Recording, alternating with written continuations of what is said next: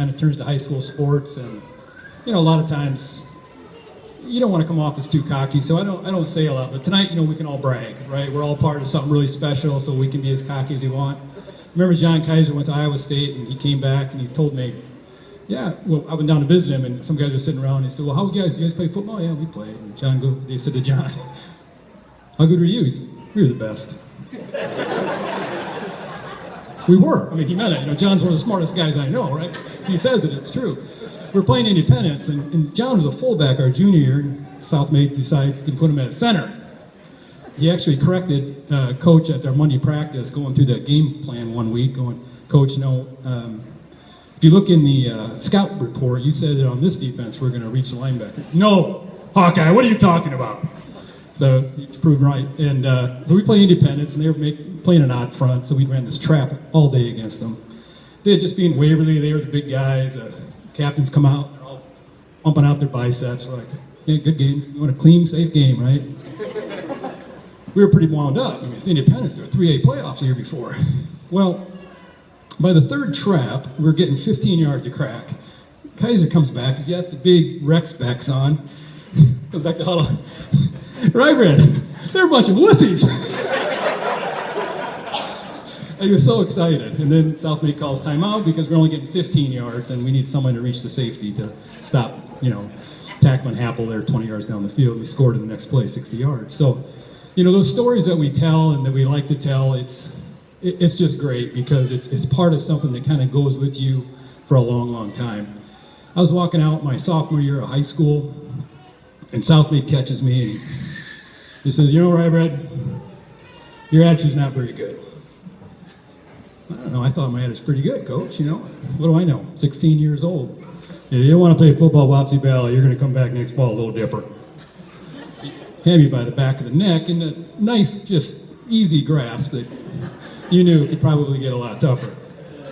I went home and I punted footballs all summer, threw the ball, got ready for the season, like every other high school kid did. But I figured out how to spiral a football in my punts in the yard, that old oil storage facility across from our house. And get to practice, we're too deep, we're neck and neck with another guy for quarterback. And special teams in the afternoon, I start punting spirals. And, hey, Brad, what are you doing? How did you learn to do that? So, I just wanted to play this year, Coach. I didn't care where I played. I wanted to be a part of this team. I heard what he said. And I look back and now, what a suck-up I was. But I really wanted to be a part of the team. Dex Tarts came out the next day, and I was a starter, and remained that way. And it was a good lesson for me, and I've always used that for the rest of my life. Sometimes you just got to work a little harder, and things come your way. And it was just such a great team. We had Mitch at tackle. First team all-state, all-class tackle that year. And the third fastest guy in the team, by the way. So if you needed anything done, you had a horse. That was a special player there. That guy could play the game of football. We had other special guys in the team, fast guys. Every team that is here is represented throughout the history.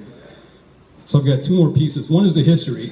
So Big Steve Pavlik was just up here as my next door neighbor. So when I tell my kids, do you have boys or girls that babysit? Girls. I had him. And so, you quickly... Rules were a little different back then, as we know, and discipline was a little tighter.